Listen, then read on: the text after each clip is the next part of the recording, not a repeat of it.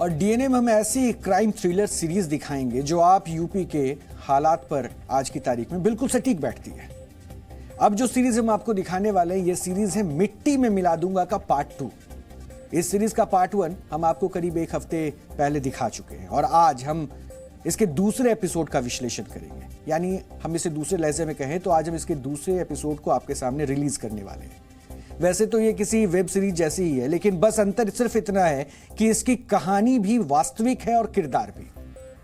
और इसकी कथा वस्तु समझने से पहले अब हम आपको 2 तस्वीरें दिखाना चाहते हैं, क्योंकि ये दोनों तस्वीरें, जो तस्वीरें भी आप देख रहे हैं, ये तस्वीर और ये दोनों तस्वीरें सब कुछ समझाने के लिए काफी है।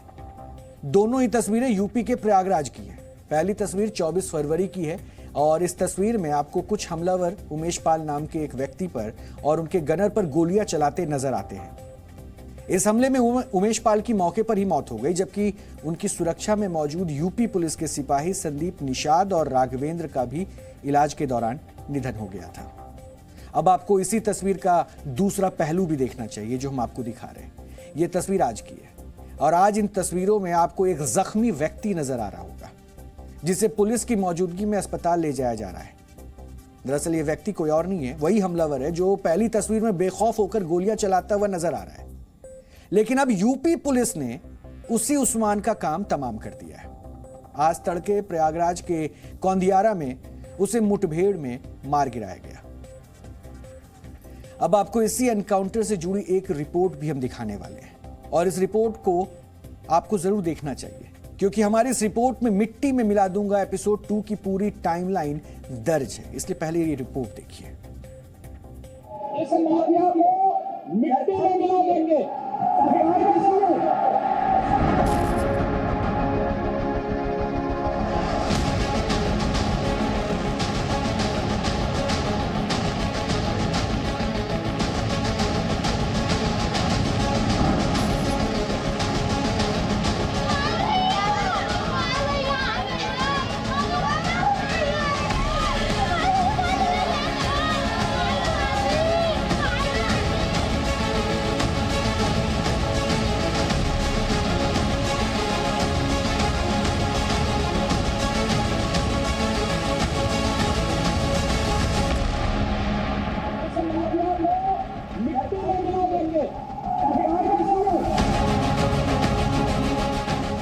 24 फरवरी की इन तस्वीरों ने पूरे देश को हिलाकर रख दिया था। विधायक राजू पाल हत्याकांड के इकलौते गवाह उमेश पाल को दिन दहाड़े गोलियों से भून दिया गया था।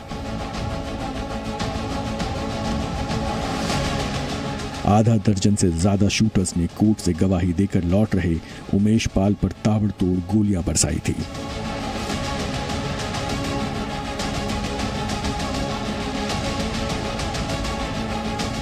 लेकिन अब हत्याकांड के 10 दिन बाद की ये तस्वीरें भी देख लीजिए, क्योंकि इन तस्वीरों को देखकर हमलावर ही नहीं उनके आका भी हिले हुए हैं। जिस विजय चौधरी उर्फ उस्मान ने उमेश पाल पर पहली गोली दागी थी, वो खुद यूपी पुलिस की गोलियों का शिकार हो गया। यूपी पुलिस ने 10 दिनों के अंदर ही इस हत्याकांड में शामिल एक दूसरे शूटर को भी मुठभेड़ में मार गिराया। इस मामले में जिस तरीके से चैलेंज दिया गया था इस हत्याकांड को अंजाम देने के बाद 24 फरवरी को करीब 4:45 बजे उमेश पाल की जिस तरीके से हत्या की गई और उसके बाद जो सीसीटीवी सामने आया, उसके बाद ये एक चैलेंज तो पूरी यूपी सरकार के पे था कि जो जिस लॉ एंड ऑर्डर की वजह से ये योगी सरकार दोबारा सत्ता में आई थी, उसको चुनौती इन बदमाशों ने दी थी। और फिर विधानसभा में योगी आदित्यनाथ ने साफ तौर पर कह दिया था जो इतना भी माफिया है उसे मिट्टी में मिला दिया जाएगा। और उसके बाद से ही एक्शन मोड में जो है वो पुलिस भी दिख रही है। 27 तारीख को अरबाज का इनकाउंटर किया गया, उसके बाद 6 तारीख को एक और इनकाउंटर किया गया। बाकी लोगों की तलाश में दबिश दी जा रही है। पुलिस के मुताबिक उस्मान प्रयागराज के ही कौंदियारा में छिपा हुआ था। जानकारी मिलते ही पुलिस की टीम ने उसे चारों तरफ से घेर लिया। खुद को घिरा देख उस्मान ने पुलिस पर फायरिंग शुरू कर दी। फायरिंग में यूपी पुलिस का एक जवान जख्मी हो गया, जिसके बाद पुलिस ने भी जवाबी कार्रवाई की। पुलिस के एक्शन में उस्मान को गोली लगी और वो गंभीर रूप से घायल हो गया। पुलिस उसे तुरंत अस्पताल लेकर पहुंची, जहां इलाज के दौरान उसकी मौत हो गई। यही वो एम्बुलेंस है और उसको ले आया जा चुका है। तस्वीरों के जरिए हम दिखाने की कोशिश कर रहे हैं। एक्सक्लूसिव तस्वीरें सबसे पहले जी मीडिया के पास हैं और यही वो एम्बुलेंस है जिससे बदमाश को घायल अवस्था में यहाँ पर लाया गया है और बदमाश की ये एक्सक्लूसिव तस्वीरें हैं। जी मीडिया के पास ये तस्वीरें हैं। तस्वीरों के जरिए देखा जा सकता है कि उस्मान नाम का जो बदमाश है वो मुठभेड़ में ढेर हो चुका है और इस बदमाश की जो भूमिका थी इस पूरे हत्याकांड में, इसी ने पूरे उमेश पाल हत्याकांड की जो घटना है उसको कारित की थी। पहली गोली मारी थी और ऐसे में बदमाश को हॉस्पिटल लेकर के आया गया है एम्बुलेंस में। ये उस्मान पेशेंट था और ये ब्रॉड डेड आया हुआ है हमारे हॉस्पिटल में और इसको हमने ईसीजी करवा के और जो भी एग्जामिनेशन होते हैं करवा के और अभी इसको डिक्लेयर किया गया है और इसको मर्चरी भेज दिया गया है। मुख्यमंत्री योगी आदित्यनाथ के खुले ऐलान के बाद यूपी पुलिस ने भी साफ कर दिया कि हत्यारे चाहे कितनी भी पहुंच क्यों न रखते हों, उनका बचना मुश्किल है। उत्तर प्रदेश पुलिस यह स्पष्ट कर देना चाहती है कि इस जघन्य हत्याकांड में जो भी व्यक्ति शामिल रहा है उसको कानून के समक्ष प्रस्तुत करने के लिए हम पूरी तरीके से प्रतिबद्ध हैं और हमारी सारी टीमें लगी हुई हैं। ये अभियुक्त जहां भी होंगे हम उनको गिरफ्तार करेंगे। सभी पहलुओं पे विस्तृत विवेचना चल रही है और इसमें कोई भी व्यक्ति बख्शा नहीं जाएगा, चाहे वो कितना भी रसूख का। कहा जा रहा है कि मारे गए शूटर का असली नाम विजय चौधरी था, लेकिन अतीक अहमद से जुड़ने के बाद उसका नाम बदलकर उस्मान रख दिया गया और पुलिस उसके धर्मांतरण के एंगल की भी जांच करेगी।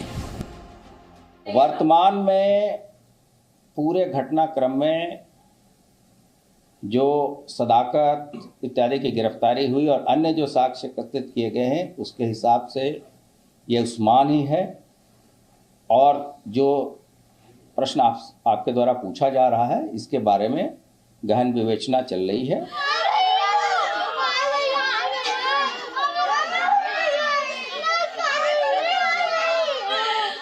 मुठभेड़ में मारे गए विजय चौधरी उर्फ उस्मान की पत्नी पुलिस की इस थ्योरी पर सवाल उठा रही है। उसने विजय के धर्म परिवर्तन की बात को भी खारिज कर दिया।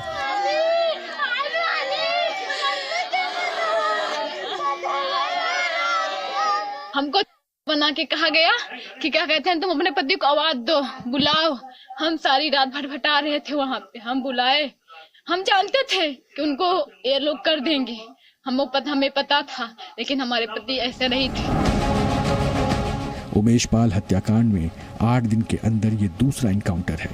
इससे पहले यूपी पुलिस ने 27 फरवरी को अतीक अहमद के एक और करीबी अरबाज को मुठभेड़ में ढेर कर दिया था और अब यूपी पुलिस को बाकी हमलावरों की तलाश है। जिन हमलावरों ने दिन दहाड़े गोलियां बरसाकर उमेश पाल और यूपी पुलिस के संदीप निषाद की जान ले ली, अब वो खुद यूपी पुलिस की गोलियों से डरे हुए हैं और अपनी जान की खैर मना रहे हैं।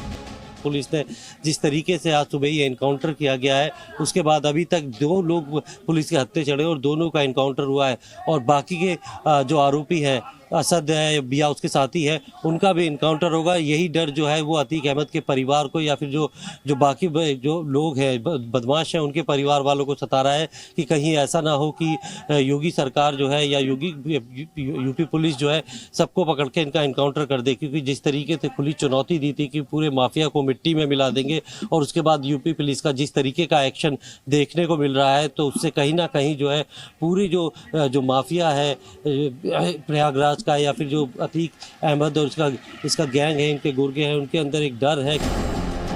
प्रयागराज से प्रमोद शर्मा, जी मीडिया। इससे पहले 27 फरवरी को यूपी पुलिस ने इसी हत्याकांड में शामिल एक और हमलावर अरबाज को भी एनकाउंटर में ढेर कर दिया था और इसलिए पुलिस की इस कार्रवाई को यूपी के मुख्यमंत्री योगी आदित्यनाथ के मिट्टी में मिला दूंगा वाले ऐलान से जोड़कर देखा जा रहा है। और यह ऐलान उन्होंने हत्याकांड के ठीक बाद विधानसभा में किया था और एक बार हम आपको फिर से उनका वो अंदाज दिखाना चाहते हैं। जिस अतीक अहमद के खिलाफ पीड़ित परिवारों ने मुकदमा दर्ज कराया उसके परिवार के खिलाफ, वह समाजवादी पार्टी के द्वारा पोषित माफिया है और उसकी कमर को तोड़ने का काम हमारी सरकार ने किया है और फिर वो कार्रवाई होती है। इसे हम सरकार इस माफिया को मिट्टी में मिला देंगे।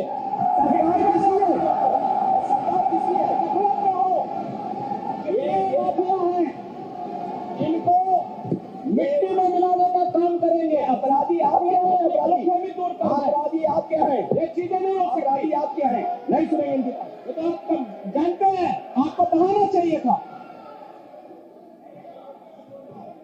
ये तो अध्यक्ष महोदय,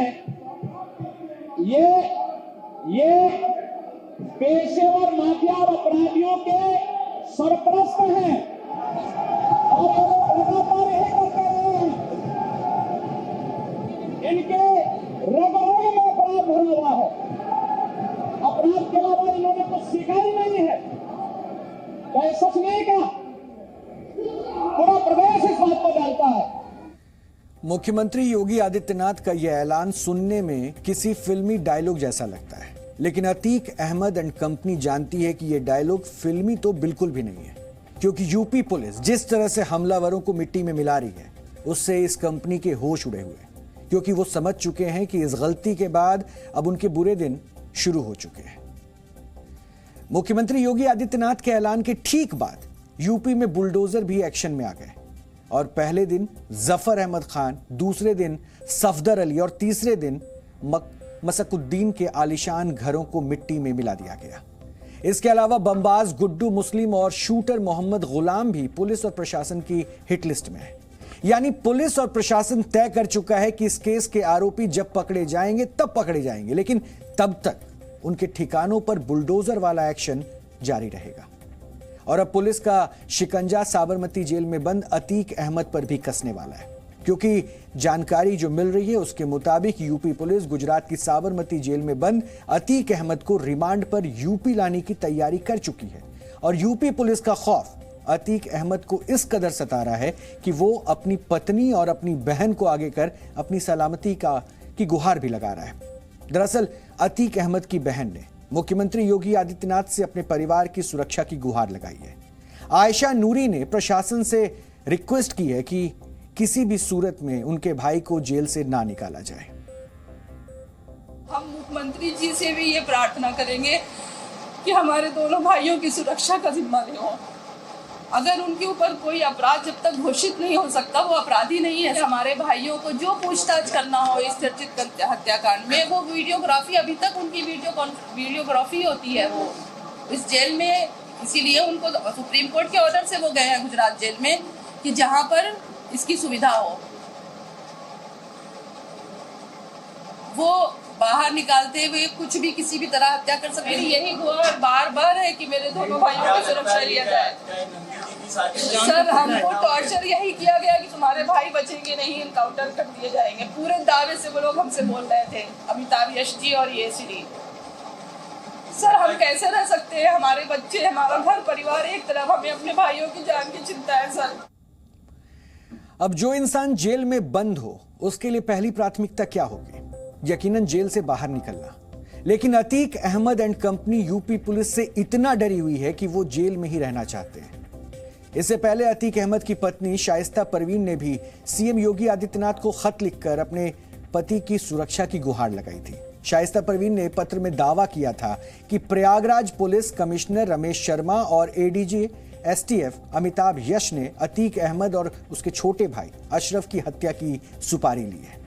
शाइस्ता परवीन ने खत में लिखा और यह आशंका भी जताई कि उनके पति अतीक अहमद और बेटों को पुलिस मुठभेड़ में मार सकती है। शाइस्ता परवीन ने सीएम योगी आदित्यनाथ से अपील की है कि उमेश पाल हत्याकांड की जांच सीबीआई से करवाई जाए।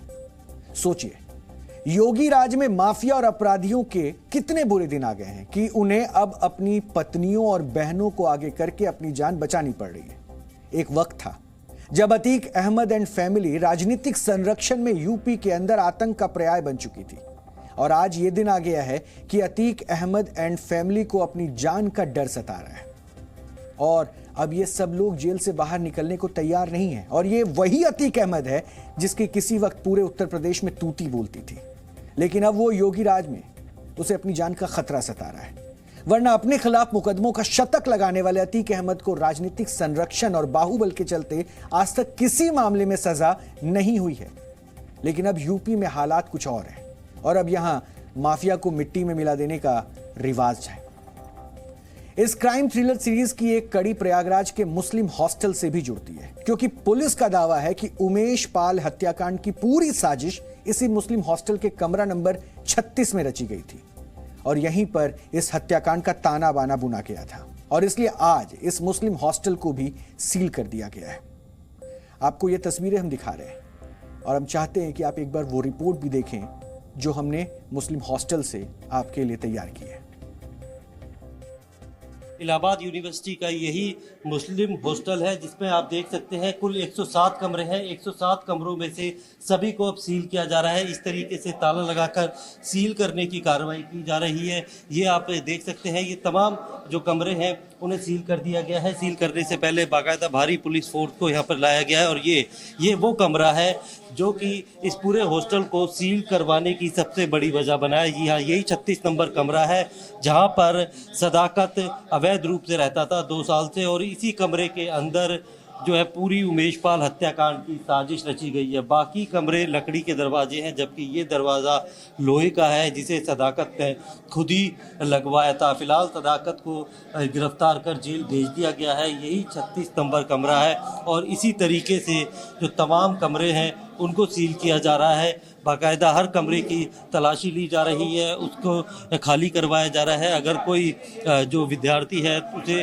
सामान लेकर यहाँ से जाने को बोल दिया जाता है। ये भारी पुलिस फोर्स जो है उसे बुलाया गया था ताकि किसी तरीके से कोई विरोध प्रदर्शन ना कर पाए और जो स्टूडेंट हैं उनको पहले ही यहाँ से भेज दिया गया है। इस कमरे पे भी ताला लगा हुआ है, थोड़ी देर में इसे भी सील कर दिया जाएगा। तो उमेश पाल हत्याकांड में जहां पुलिस एक के बाद एक इनकाउंटर कर रही है, वहीं इस पूरी हत्याकांड में जहां पर भी साजिश रची गई है उन जगहों को भी अब वो सील कर रही है। बुलडोज़र की कार्रवाई हमने देखी है। तो ये एक बड़ा एक्शन योगी सरकार की तरफ से देखा जा रहा है। सदाकत के बारे में पता था कि वो अवैध रूप से रह रहा है और इतना जो है ऐसा हत्याकांड को अंजाम देने में पूरी कॉन्स्पिरेसी इस हॉस्टल में रची गई है। जैसा पुलिस बता रही है कि यहीं पे सारे लोग आते थे, यहीं पे कॉन्स्पिरेसी रची गई है। नहीं, इसका आइडिया होता तो मैं पहले पुलिस को बताता। मैंने उनका कमरा पहले ही सील करवा चुका था, उसके साथ साथ 7 कमरे और सील हुए थे, मगर ज़बरदस्ती बाद में दोबारा ताला तोड़ के खुद रहने लगे थे, तो इस वजह से जो दिक्कत हुई थी। अच्छा, मतलब कि पहले सील होने के बाद खुद ही स्टूडेंट का ताले तोड़ के रहने लग गए थे और उसके बाद अब ये आदेश है कि पूरे हॉस्टल को ही सील किया जी जी जी जी सील होती है। बिल्कुल, यह है जो सुप्रिटेंडेंट यहाँ के हॉस्टल के, इनका साफ कहना है कि कुछ कार्रवाई जो हो रही है वो जांच के बाद ही ये सामने आया है कि काफ़ी सारे जैसे विद्यार्थी थे जो यहाँ पर अवैध रूप से रह रहे थे। यहाँ पे पढ़ाई पूरी करने के बाद भी जो उनको कमरा अलॉट किया गया था वो उन्होंने वापस सरेंडर नहीं किया था और अब ये पूरी सील करने की कार्रवाई के बाद इसको दोबारा से री अलॉट सिर्फ उन छात्रों को किया जाएगा जो छात्र यहाँ पर पढ़ रहे हैं और जिनको वाकई में इन कमरों की ज़रूरत है। प्रमोद शर्मा, जी मीडिया, प्रयागराज। जी न्यूज़।